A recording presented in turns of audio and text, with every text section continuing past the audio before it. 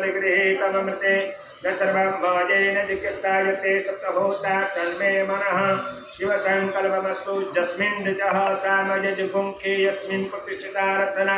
भाविवाराः यस्मिन् चित्तगुं सर्वमोतं प्रजानां तन्मे मनः शिवसङ्कल्पमस्तु सुखारथेरसत्वानि जन्मनुख्या